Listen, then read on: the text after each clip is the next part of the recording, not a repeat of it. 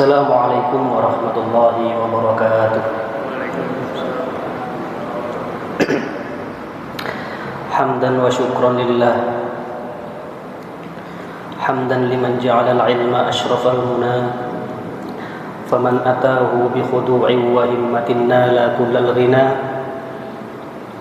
Salatan wa salaman daimaini mutalazimaini ala khairil bariyah وعلى آله الغر الكرام البررة وصحبه المنتخبين الخيارة أما بعد. Yang saya hormati pengurus Masjid Raya Bani Umar, dan yang saya hormati para hadirin Bapak Ibu jamaah sekalian, kajian namanya kemesraan ya, kajian Selasa malam Rabuan. Semoga sesuai dengan namanya, dengan kita ikut kajian ini, kita bisa jatuh cinta untuk senantiasa mengikuti kajian-kajian Islam. Amin ya rabbal alamin. Segala puji kita haturkan kepada Allah Subhanahu wa taala, biqauli alhamdulillah kita bisa pada malam hari ini bisa mengikuti kajian ini dengan sehat walafiat, tentunya dalam keadaan iman yang masih utuh ya, karena dalam kitab Tanbihul Ghafilin karya Imam Abil Les Muhammad bin Nasr, beliau itu setidaknya memberikan tips ataupun cara agar kita itu gampang untuk bersyukur ya. Bersyukur itu nggak harus nunggu dapat uang yang banyak dulu ya. Bersyukur itu nggak harus dapat pencapaian ataupun targetnya harus tercapai dulu, tapi setidaknya ada empat hal yang harus kita tanamkan di hati agar dalam semua kondisi, dalam keadaan apapun, kalau kita ingat empat ini, insya Allah kita mudah untuk bersyukur. Yang pertama itu, innallaha khalaqa alfasin finnal khalqi. Allah itu kita tahu Zat yang menciptakan seluruh alam semesta ini. Lebih dari 1000 macam makhluk Allah ciptakan. Dari mulai makhluk hidup ya, hayawan, dari mulai makhluk berakal seperti manusia, jin, malaikat, syaitan, semuanya. Kemudian Allah menjadikan kita lahir di dunia ini sebagai makhluk yang namanya manusia. Wa ra'aita anna bani Adam khairul makhluk. Kita tahu kalau Bani Adam, manusia itu adalah makhluk terbaik yang pernah Allah ciptakan di dunia ini. Terus Allah takdirkan kita lahir di dunia ini bukan jadi hewan, bukan jadi benda mati, tapi Allah takdirkan kita menjadi manusia. Nah, dengan kita lahir di dunia ini menjadi manusia, itu merupakan nikmat yang besar. Terus yang kedua itu khususnya laki-laki ini ya. Kalau kata Imam Abil Les Muhammad bin Nasr, kalau kita tahulah yang namanya laki-laki ya, ar-rijal itu afdalu minal mar'ah ya, laki-laki itu ya selamanya akan lebih unggul daripada perempuan. Kita tahu semua nabi, semua rasul itu laki-laki. Kemudian khususnya yang laki-laki, faja'alani, Allah menjadikan kita lahir di dunia ini menjadi seorang laki-laki. Yang ketiga, kita menjadi umatnya Nabi Muhammad SAW.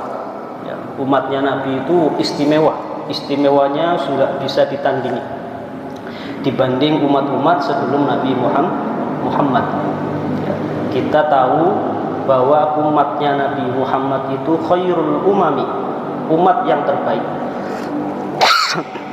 Kurang enak apalagi Allah memberikan syariat kepada umatnya Nabi Muhammad itu relatif sedikit. Puasa cuma 30 hari, sholat cuma 5 kali sehari semalam. Dibanding umat-umat sebelumnya, itu kewajibannya jauh lebih banyak. Tapi secara kualitas, secara besaran daripada pahala, umatnya Nabi Muhammad itu enggak tertandingi. Ya, enggak tertandingi. Karena memang menyesuaikan, Nabi Muhammad termasuk Nabi yang paling baik. Nah, itu harus kita tanamkan. Yang terakhir, kita lahir di dunia ini menjadi orang Islam, ya. Itu syukur, harus selalu bersyukur. Kita bangun tidur tetap dengan keimanan yang utuh, tetap dengan keyakinan yang utuh bahwa Allah Tuhan kita, Nabi Muhammad itu utusan Allah. Itu juga harus bersyukur, sehingga syukur ini bisa menjaga kenikmatan ini sampai kelak kita menemui ajal. Dan mudah-mudahan kita semua diberikan mati dengan husnul khotimah. Pada kesempatan malam ini sebenarnya seharusnya yang isi kajian pada malam hari ini itu guru saya, beliau Al-Mukarram Dr. Kiai Haji Ahmad Shodiq.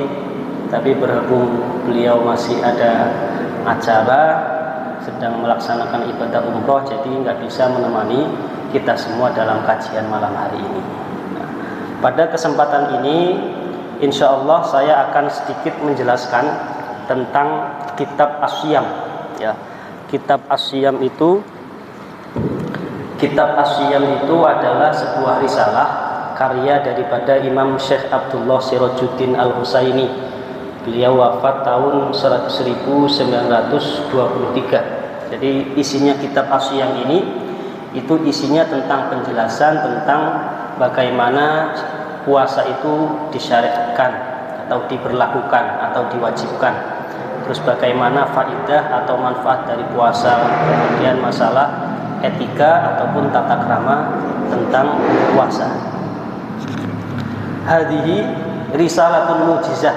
Kitab ini itu risalah yang ringkes, ya. Yata'allamu biha al-jahil. Orang-orang yang enggak tahu kayak kita bisa belajar tentang puasa dari risalah ini. Wa yatadzakkaru bihal ghafil. Kalau misalnya dari kita pernah dulu mengaji masalah Islam, masalah As-Siyam atau puasa, bisa jadikan kitab ini sebagai pengingat, ya. Wa yatadzakkaru bihal ghafil. Dan wa yatabassaru bihal alim. Kalau di sini ya jamaah sekalian ada yang lebih pintar dari saya, mungkin nanti bisa mengoreksi isi daripada penjelasan dari kitab As-Siyam ini. Jadi ulama itu begitu indahnya ketika mengarang sebuah karya itu, dia enggak menganggap karyanya paling benar, ya, enggak menganggap ini harus paling benar, yang lain salah. Jadi bebas, kalau ada yang belum tahu bisa tahu dari kitab ini. Kalau yang udah tahu terus lupa, bisa mengingat penjelasannya dari kitab ini. Kemudian bagi orang-orang yang alim itu bisa meneliti, ya, bisa mengoreksi kitab ini. Bismillahirrahmanirrahim. Sebelum kita mulai kajian pada malam hari ini, marilah kita bacakan suratil Fatihah. Kita doakan kepada orang tua kita, saudara-saudara kita, para guru-guru kita, para salafun sholih, ya, yang telah mengajarkan kita beberapa ilmu syariat. Ala hadihinnah wa ala kulli niyatin sholihah. Al-Fatihah. Bismillahirrahmanirrahim. Alhamdulillahirabbil alamin. Arrahmanirrahim. Maliki yaumiddin. Iyyaka na'budu wa iyyaka nasta'in. Ihdinas siratal mustaqim, siratal ladzina an'amta 'alaihim ghairil maghdubi 'alaihim waladdallin. Amin. Rabbighfir li wa liwalidayya wa lil mu'minina. Amin. Bismillahirrahmanirrahim. Puasa itu adalah sebuah ibadah yang tidak hanya dilakukan oleh umatnya Nabi, sebagaimana firman Allah dalam surat Al-Baqarah ayat 183. A'udzu billahi minasyaitonir rajim. Ya ayyuhalladzina amanu kutiba 'alaikumus syiyamu kama kutiba 'alal ladzina min qablikum la'allakum tattaqun. Jadi puasa itu adalah ibadah yang diwajibkan kepada kita semua, seperti halnya puasa itu juga diwajibkan untuk umat-umat sebelumnya. ya. Jadi umat sebelum Nabi Muhammad itu juga melaksanakan puasa. Di antaranya ya, di antaranya itu ada puasa dilaksanakan selama 1 tahun penuh ya, 1 tahun penuh sebagaimana syariatnya Nabi Nuh ya. Jadi umatnya Nabi Nuh itu puasanya setahun penuh. Ada yang puasa itu 3 bulan, ada yang puasa 2 bulan, dan kebetulan kita ini umatnya Nabi Muhammad puasanya selama 1 bulan penuh di bulan Ramadan ya. Jadi di antara 12 bulan itu diambillah Allah bulan terbaik, yakni bulan Ramadan, untuk kita laksanakan puasa di dalamnya. Jadi kita puasa selama sebulan itu secara kualitas sama seperti orang yang puasa selama setahun penuh. Jadi puasa itu bukan hanya sekarang ini, khususnya kalau di umatnya Nabi Muhammad itu puasa diwajibkan ketika tahun kedua setelah Nabi hijrah ke Madinah ya. Setelah Nabi hijrah dari Mekah ke Madinah di tahun kedua itu Allah mensyariatkan, mewajibkan Nabi dan para umatnya, para sahabat semua untuk melaksanakan ibadah puasa. Apa itu tujuan puasa? Tujuan puasa itu la'allakum tattaqun. La'allakum tattaqun. Maksud dari penjelasan ini ay la'allakum tablughuna bisyamikum maratibat taqwa. Semoga kita semua dengan melaksanakan puasa bisa mencapai beberapa derajat takwa. Jadi istilahnya untuk naik kelas kita itu ujiannya salah satunya dengan puasa. Takwa itu ada 5 ya, ada 5 derajatnya. Yang pertama itu derajat maqamul Islam. Derajat yang paling terendah itu takwa maqamul Islam. Wa huwa ayyat taqiyal abdu al-kufra. Siapa saja orang mukmin, siapa saja orang Islam yang menjaga dirinya dari kekufuran, berarti dia termasuk orang yang bertakwa, tapi baru sebatas derajat yang rendah ya. Hanya hanya sebatas menjaga dari ateisme ya, menjaga dari kemusyrikan, meskipun dia nggak sholat, meskipun dia nggak zakat, meskipun dia nggak puasa, meskipun dia nggak melaksanakan kewajiban, tapi kalau dia syahadat bersaksi bahwa Allah itu Tuhannya, kemudian Nabi Muhammad itu utusannya, itu masuk kategori derajat takwa, tapi yang pertama namanya maqamul Islam. Terus yang kedua naik lagi ke tingkat yang kedua itu namanya maqam taubah. Maqam taubah itu takwa ayat taqiyal abdu al ma'asiya wal hurumat. Tidak hanya sebatas iman kepada Allah dan utusannya, tetapi naik lagi, yakni menjaga dirinya agar tidak melakukan perbuatan yang maksiat ataupun perbuatan yang diharamkan oleh Allah Subhanahu wa ta'ala. Namanya maqamut taubah.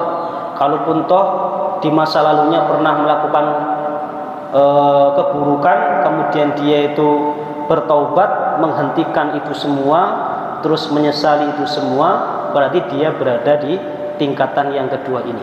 Sekiranya apa yang diharamkan oleh Allah yang dikategorikan sebagai maksiat dihindari, itu namanya maqamut taubah. Yang ketiga itu maqamul wara'i ya. Maqamul wara'i itu ayat taqiyal abdu asyubuhat.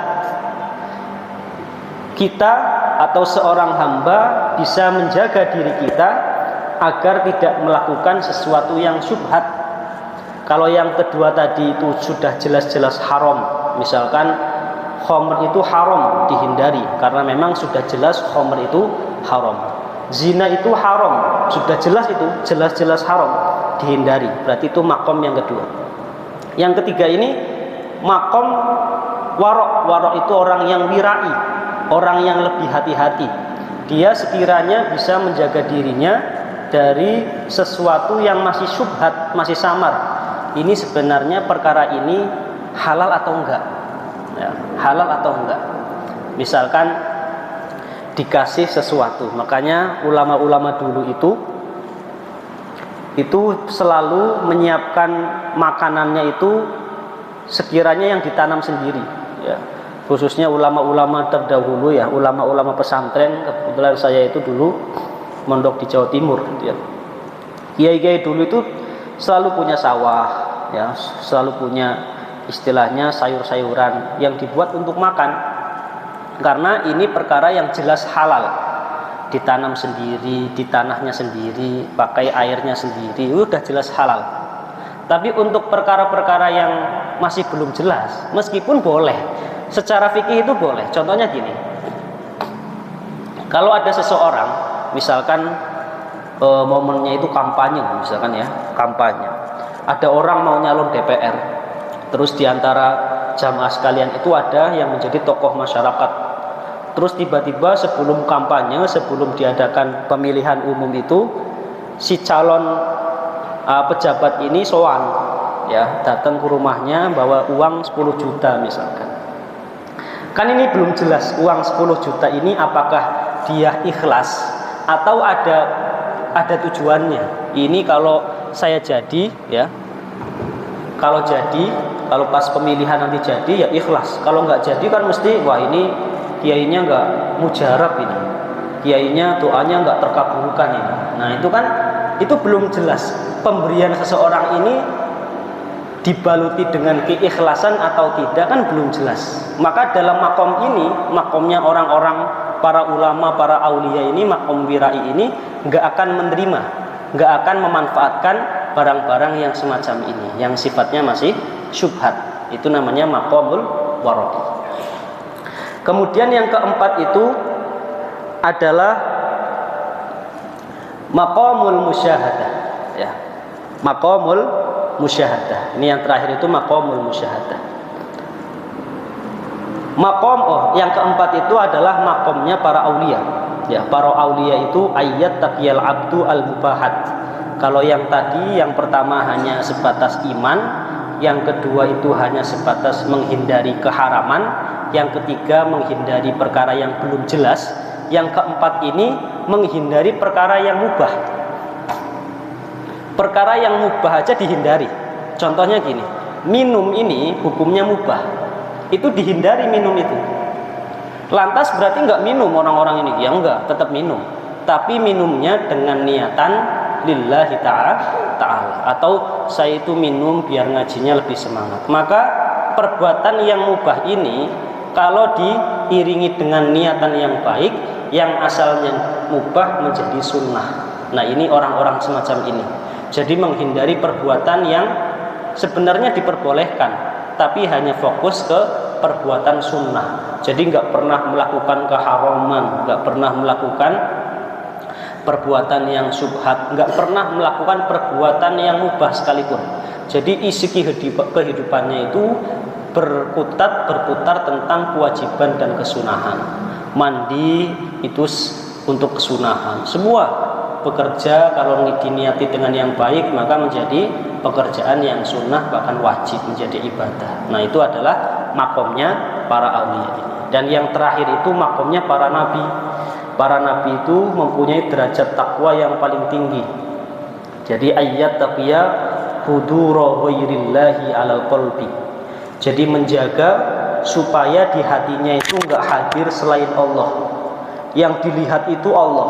Melihat makhluk mesti ingatnya, wah ini ciptaannya Allah. Melihat apa saja ingatnya Allah, ya, nggak ingat orang sebagai makhluk itu. Ketika melihat apapun semuanya yang dilihat itu adalah Allah Subhanahu wa Ta'ala. Bukan berarti menganggap ini Allah, enggak.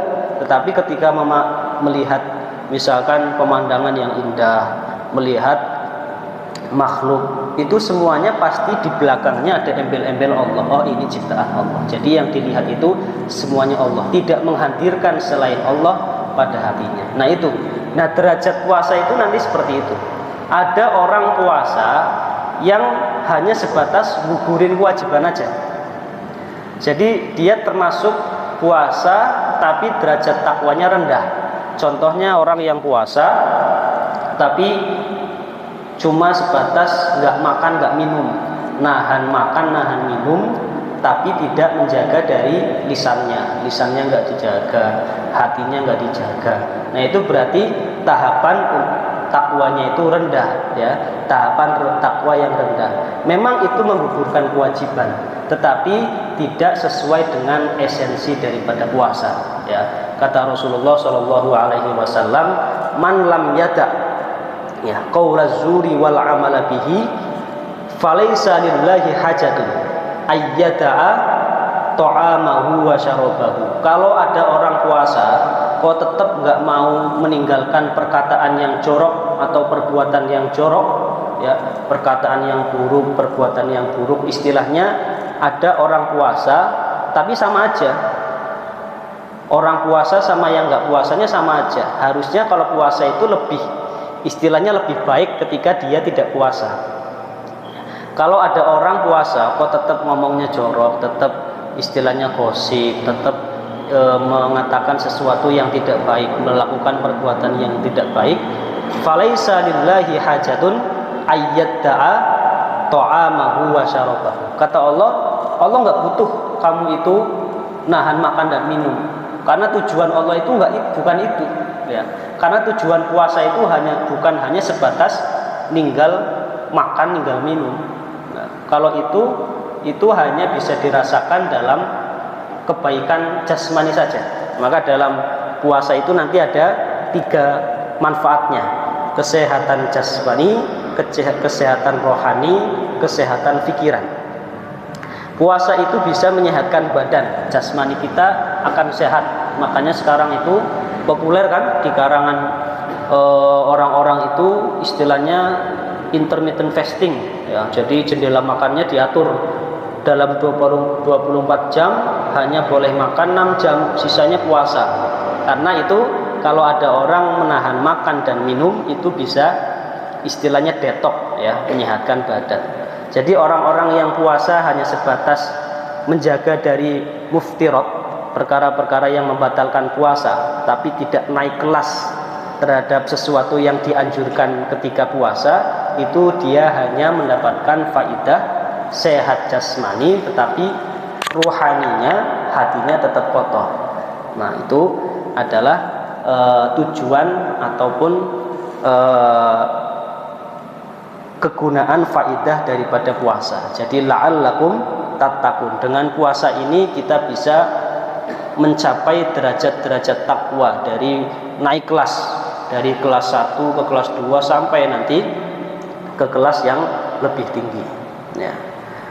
Kemudian syariat ataupun puasa ini juga disyariatkan atau dilakukan oleh umat-umat sebelumnya. Contohnya itu ada hadis yang menjelaskan tentang bagaimana puasa itu diperintahkan oleh Allah kepada Nabi Yahya bin Zakaria, ya. Nabi Yahya bin Zakaria itu juga diperintahkan untuk melaksanakan puasa. Dalam hadisnya Rasulullah Shallallahu Alaihi Wasallam, Innallaha tabaraka wa ta'ala amara Yahya bin Zakaria alaihi wassalam bi khamsi kalimatin. Dalam hadis ini Nabi menjelaskan bahwa Allah memerintahkan kepada Nabi Yahya bin Zakaria 5 perintah, ya, 5 perintah. Kemudian dengan mendapatkannya 5 perintah ini, Nabi Zakaria itu mengumpulkan kaum Bani Israel untuk kumpul di masjid, ya.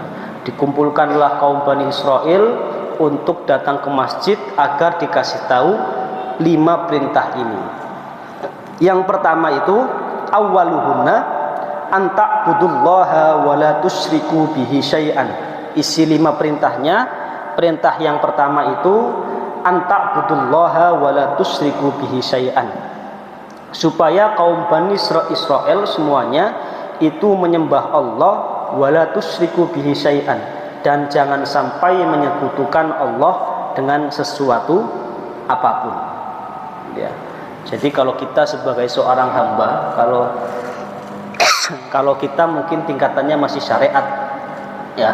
Kalau tingkatan masih syariat itu biasanya gini, kamu wajib puasa, terus harus tahu kenapa sih Allah mewajibkan puasa, alasannya apa, tujuannya apa. itu berarti orang-orang itu masih syariat, tingkatannya masih syariat. Jadi dalam semua kewajiban yang Allah berikan harus ada alasan secara rasional, itu berarti makomnya orang syariat. Tapi kalau orang makrifat, orang thariqah, orang tasawuf itu udah ketika ada kata-kata qala Allahu ta'ala, lafaz setelahnya udah nggak perlu dilogikakan, harus nurut ya. Makanya dalam satu qasidah itu ada Allahu Allah lamma nadani huwa fasirtu abdan mamlukan lahu huwa. Allahu Allah lamma nadani huwa fasirtu abdan mamlukan lahu huwa. Kata para ulama tasawuf itu, kalau Allah itu memanggil kita ya ibadi fasirtu abdan mamlukan lahu, maka secara otomatis kita itu posisinya menjadi hamba yang dimiliki Allah. Mau di bagaimanapun terserah Allah, mau disuruh apapun terserah Allah. Nggak harus ini alasannya rasional atau tidak, ini masuk akal atau tidak, wis pokoknya nggak mikirin itu. Ketika Allah memanggil kita ya ibadi fasirtu abdan mamlukan lahu huwa, maka dalam penjelasan hadisnya, orang yang musyrik, orang yang menyekutukan Allah padahal dia itu jelas-jelas hambanya, jelas-jelas makhluknya Allah, kok ada orang di dunia ini statusnya menjadi hambanya kok malah musyrik. Itu sama seperti kalau di hadisnya itu, saya baca teksnya, kama sali rajulin ishtara abdan min khalisi malihi bidhahabin aw warikin. Sama seperti ada orang beli budak, ataupun kalau zaman sekarang itu ada orang punya kecukupan terus memperkerjakan pembantu. Setelah memperkerjakan pembantu, faqala hadhihi dari wa hadhihi amali fa'mal wa addi ilayya. Terus ngomong, ini toko saya, ntar kamu kerja di sini, ntar hasilnya, hasil dari kerjanya dikasihkan ke saya, kamu kan karyawan saya. Gambarannya seperti itu. Tapi ternyata fakana ya'malu wa yu'addi ila ghairi sayyidi. Tapi ternyata karyawan yang tadi dibayar ternyata kerja dari siang sampai sore, dari pagi sampai sore, terus selama sebulan, hasilnya buat orang lain. Kira-kira marah nggak? Marah. Kalau kita sebagai bosnya, sebagai tuannya, melihat budak atau karyawan yang semacam itu pasti marah. Uang kita yang memfasilitasi, kita yang ngasih makan, kita yang ngasih gaji, kok ternyata dia melakukan pekerjaan untuk orang lain. Ya. Fa'ayyukum yardo ayyakuna abduhu kadzalik. Apakah kamu itu ridho dengan budak ataupun karyawan yang semacam itu? Nah, itu sama seperti Allah. Allah memfasilitasi orang di dunia ini, dari mulai dia itu udara ini untuk bernafas, tempat tinggal, sumber kekayaan alam, semuanya dari Allah. Bahkan ketika kita melakukan ibadah pun dengan Allah, tangan ini dari Allah, kesehatan badan semuanya dari Allah semuanya. Kok ada orang semacam ini yang menyekutukan Allah? Itu sama halnya seperti bos yang bayar karyawan, karyawannya itu malah berkhianat. Nah, itu gambarannya orang yang tidak mau menyembah dan menyekutukan Allah. Kemudian perintah Allah yang kedua kepada Nabi Yahya bin Zakaria, innallaha ta'ala amarakum bis-shalah. Allah itu memerintahkan Nabi Yahya bin Zakaria untuk melaksanakan sholat. Nah, jadi sholat itu juga termasuk ibadah yang tidak hanya dilakukan di umat sekarang, tapi juga dilakukan oleh umat-umat sebelum Nabi Muhammad. Seperti Nabi Adam itu nabi yang pertama kali melakukan sholat subuh. Ya, jadi sholat subuh pertama kali dilakukan oleh Nabi Adam. Nabi Adam itu diturunkan di bumi, terus ketika terbit matahari itu bersyukur kepada Allah, setelah ini ya, setelah fajar ya, setelah fajar itu Nabi Adam itu melaksanakan sholat subuh 2 rakaat. Rakaat yang pertama itu untuk mensyukuri karena sudah dihilangkan dari kegelapan malam.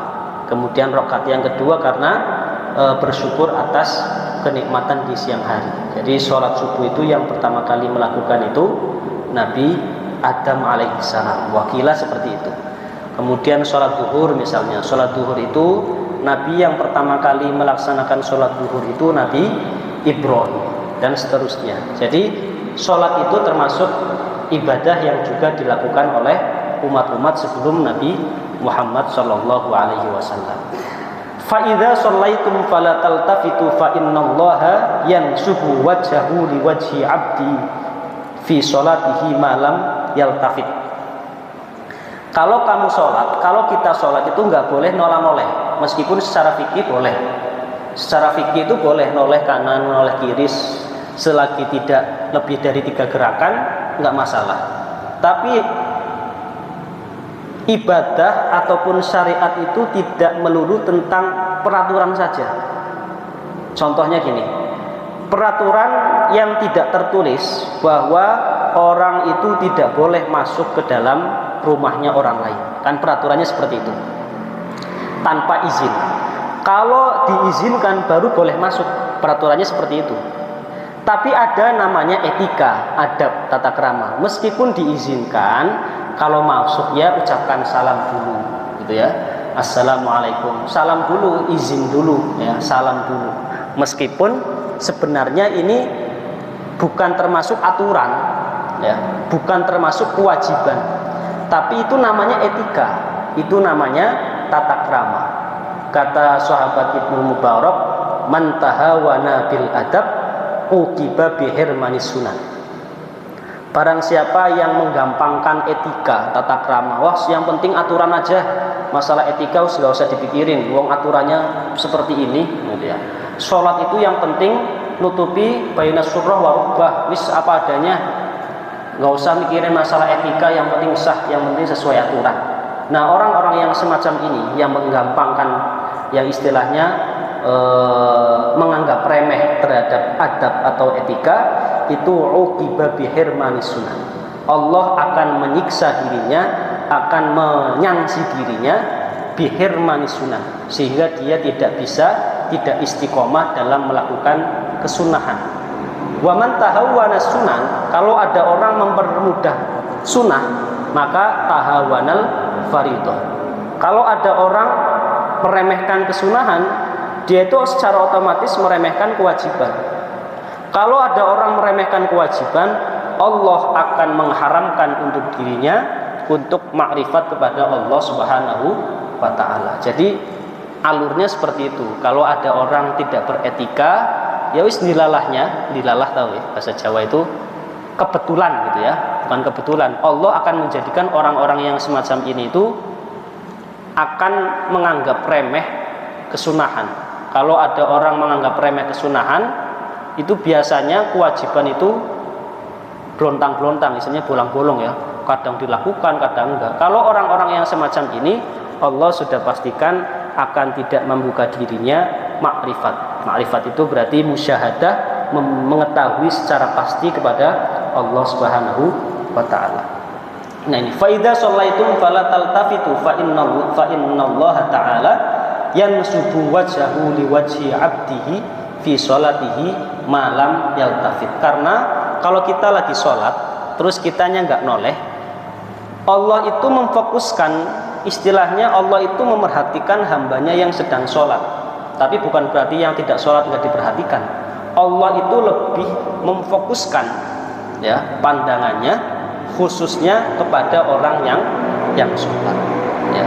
Makanya dalam bahasa al-ihsan di hadisnya Nabi, pengertian dari ihsan itu sekiranya ketika kita beribadah kepada Allah itu seakan-akan kita melihat Allah.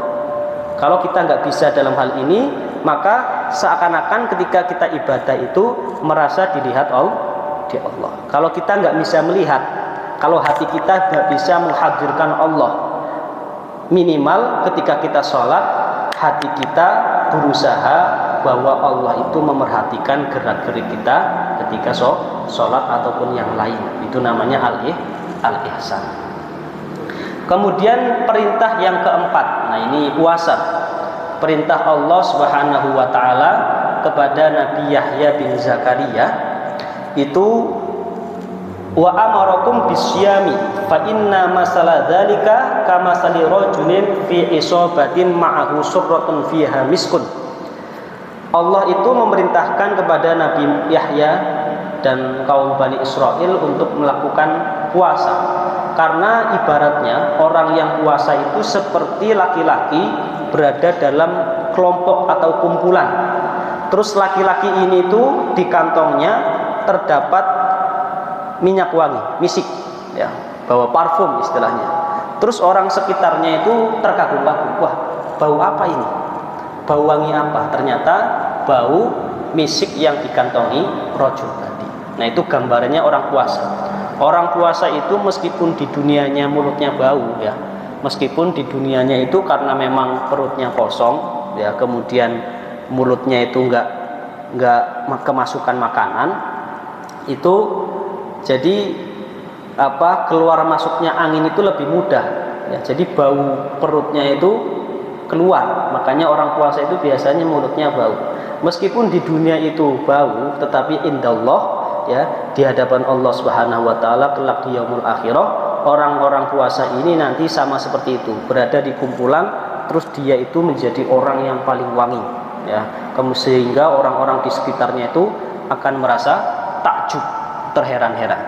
Nah, itu adalah salah satu fadilah daripada puasa. Wa inna rihas shaimi atyabu indallah min rihil miski. Ya, baunya orang yang puasa itu lebih dicintai oleh Allah dibanding baunya atau wanginya minyak misik. Yang terakhir, wa amarukum bis shadaqah fa inna masala dzalika kamasali rajulin asarrahul udwa. Yang keempat itu, Allah memerintahkan kepada Nabi Yahya dan kaumnya untuk melakukan zakat. Jadi zakat itu istilahnya seperti orang laki-laki yang lagi ditawan oleh musuh, ya, ditawan, diculik sama musuh, terus harus ditebus, ya, harus ditebus. Nah, tebusannya itu nanti dengan zakat.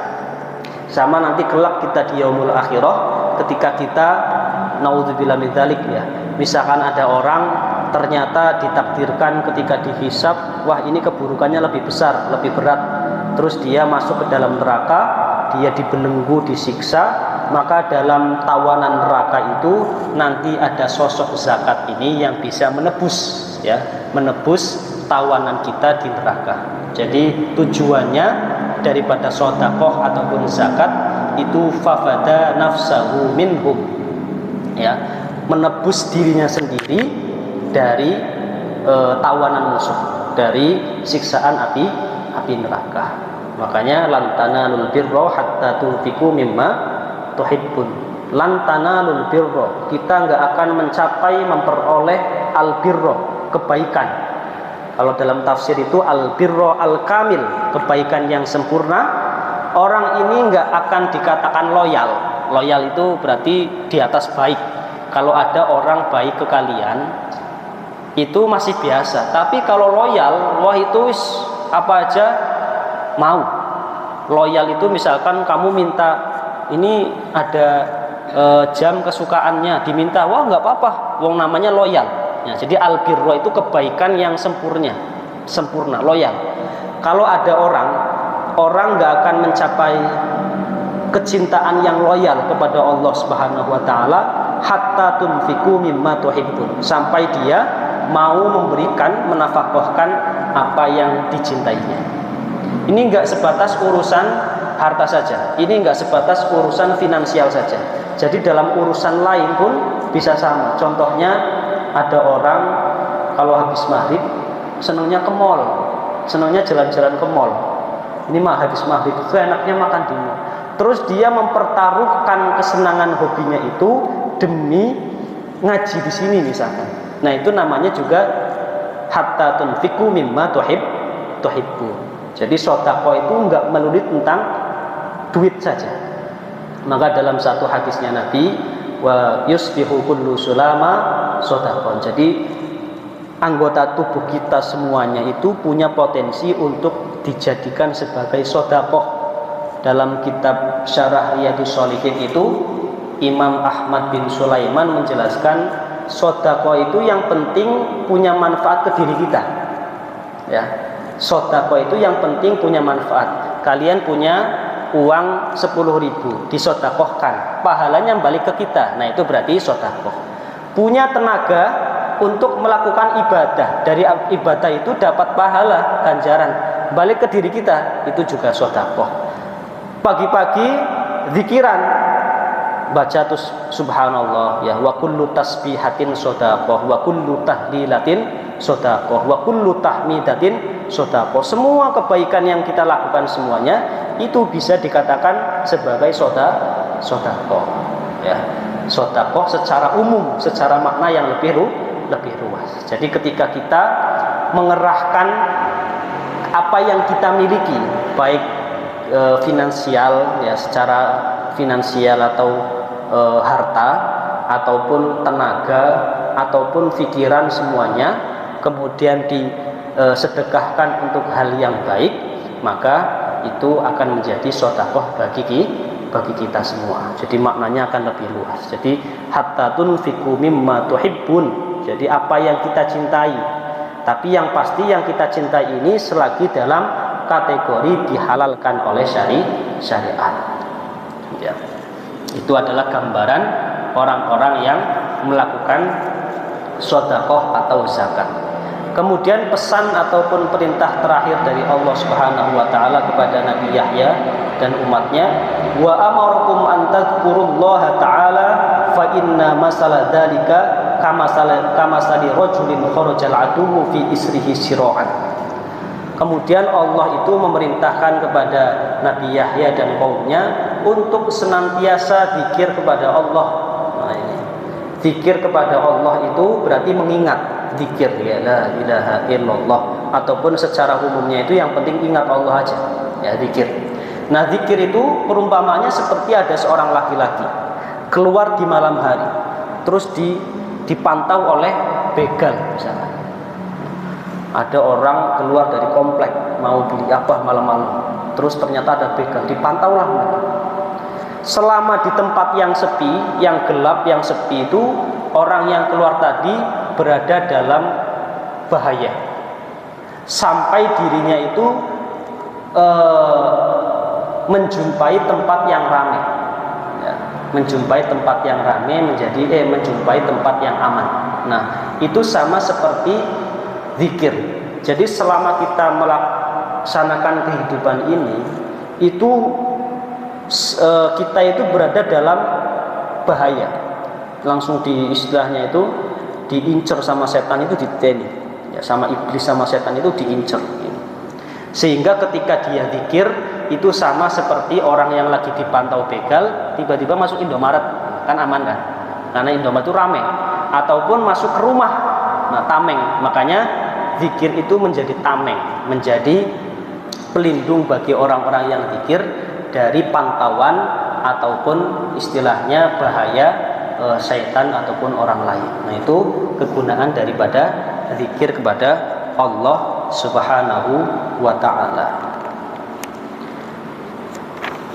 Kemudian ada busiam, apa etika ataupun tata krama ketika kita berpuasa. Yang bagi lis-shaimi ayyakuffa lisanahu wa sa'ira jawarihahu 'anil maharimi wal asami tahqiqan li makna siyami alladhi huwal imsak. Dianjurkan bagi kita semua ketika melakukan puasa, entah puasa sunnah ataupun puasa Ramadan, dianjurkan untuk menjaga lisan kita wasairo jawarihi, dan anggota-anggota tubuh yang lain dari perbuatan haram dan dosa, sebagai bentuk nyata atau membenarkan terhadap esensi dari puasa, yaitu al-imsak. Jadi imsak itu menahan dahaga, menahan untuk tidak minum, tidak makan, menahan untuk tidak menuruti syahwat ya. Syahwat itu enggak dituruti. kemudian dalam semua keinginan yang sifatnya buruk nggak dituruti. Itu namanya al-imsak. Maka dalam hadisnya Rasulullah Shallallahu Alaihi Wasallam, jaa fis sahihaini wal lafdhu lil Bukhari, dalam kitab Sahih Muslim, dan ini redaksi hadisnya itu dimiliki oleh Imam Bukhari. An Abi Hurairah radhiyallahu anhu anna Rasulullah sallallahu alaihi wa alihi wasallam qala asyamu junnatun fala yarfus wa la yajhal. Puasa itu adalah junnah. Junnah itu tameng, sehingga kalau orang puasa itu sedikit punya batasan untuk tidak melakukan keburukan, ya. Coba diperhatikan, kalau orang puasa itu biasanya nggak lebih mudah melakukan kesalahan dibanding nggak lagi puasa. Misalkan lagi puasa diajak maksiat, boleh lagi puasa, misalkan parah-parahnya ntar aja nunggu buka. Nah itu berarti puasa itu junnah. Junnah itu adalah sebuah tameng ataupun penghalang bainahu wa bainasyarri, di antara dirinya dan di antara keburukan, ya. Fala yarfus wala yajhal, nggak boleh kita itu ngomong jorok, ngomong yang kotor. Wala yajhal, wala yajhal itu kita nggak boleh bodoh. Maksudnya bodoh itu melakukan sesuatu tanpa aturan, ya. Sebenarnya kita tahu, tapi karena itu tidak diperbolehkan sehingga ditentang. Nah itu adalah esensi daripada puasa. Jadi yang kita bisa ambil hikmahnya, faidah dari puasa itu, kesimpulannya ada 3 tadi. Puasa yang pertama, jika hanya sebatas menahan makan dan minum, berarti dia hanya akan memperoleh kesehatan badan. Tetapi kalau dia juga menahan diri dari kemaksiatan, keburukan hati, lisan dan lainnya, dia akan mendapatkan kesehatan rohaninya, kesehatan hatinya. Ketika dia diisi dengan ibadah, diisi dengan hal-hal positif, maka itu akan menjadi kesehatan, kesempurnaan untuk pikiran-pikiran kita, sehingga pikiran kita itu tidak diisi dengan pikiran yang kotor, pikiran ada keinginan untuk melakukan keburukan, ya. Mudah-mudahan pada kajian yang singkat ini hanya sekelumit tentang kitab As-Syam, sebenarnya masih banyak, ya. Mudah-mudahan kita bisa istiqomah sampai nanti menjumpai bulan Ramadan. Amin amin ya rabbal alamin. Mungkin itu yang bisa saya sampaikan, kurang lebihnya mohon maaf jika ada perkataan yang menyinggung Bapak Ibu sekalian, mohon maaf sebesar-besarnya. Wallahul muwaffiq ila aqwamit thoriq. Assalamualaikum warahmatullahi wabarakatuh.